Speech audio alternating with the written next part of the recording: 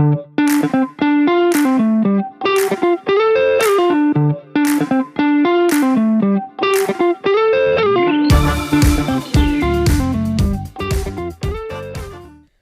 up? It's your boy Kay and Isaac. Say hi to the people, Isaac. Hello to the people.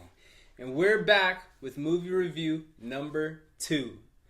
Today we went and saw the movie Saturday Night, starring Gabriel LaBelle.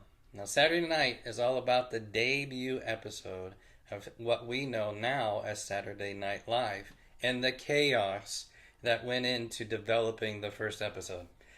Now, let's start with our movie ratings. I give it an 8.5 out of 10. 8.5. Okay. What do you think? I was pretty close to 8.5. I'm going to go 8. Okay. And here's why. Okay. The first thing that really stood out to me about the movie that I really enjoyed was how it just captured a timepiece of the 70s and the young adult delinquents that were making this Saturday Night episode. Accurate word. Yes. It was super fun to just get a picture into the 70s of how these people were acting and behaving and just the craziness that they were interacting with. Okay? Another thing that I really liked about the movie going into that is just the chaos that it produced. Okay? The entire movie, it almost feels like, is just raising to a point of anxiety that's just driving you insane. And you really don't think, well, you don't know if they're going to pull it off in the first place. Yep. Now, connected to that, the reason why I liked it was, I won't give you too much, but there's a scene in the movie where they're talking in a hallway that literally describes what you just said, that this thing was not supposed to happen. Yeah. So you can look into the details, but there was contract issues with Johnny Carson at the time, and they throw this out there not really believing it would ever make it on air.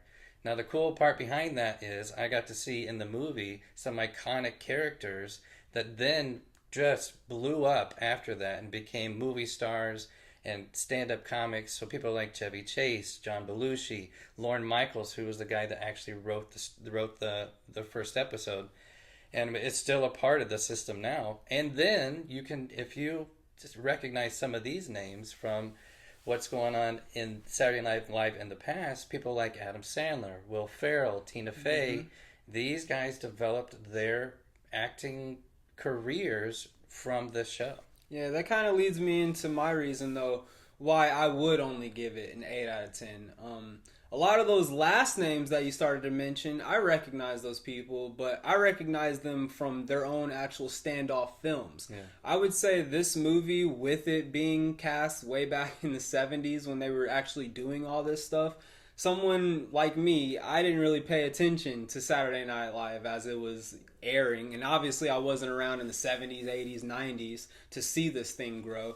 So there was just a lot of unfamiliar names, unfamiliar faces. And that was just something I couldn't relate to. Yeah, understandable. I think for me, I won't give the ending away by any means, but watching the end, I could have used about 10 to 15 more minutes to really let it develop. Yeah.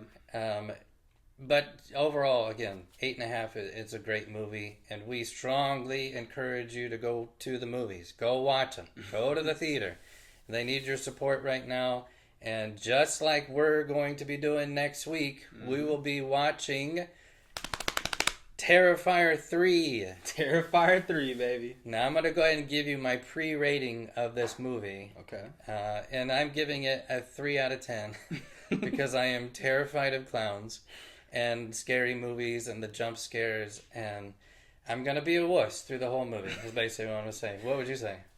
Well, look, I'm festive. It's almost Halloween time. I enjoy a good scary movie, especially one that can actually scare me. So I'm going to go with a 7 out of 10. Okay? I think it's not going to be the best scary movie ever, but I think it'll be good enough. And like I said, it's festive, man. I'm ready for Halloween. We'll see. We'll see.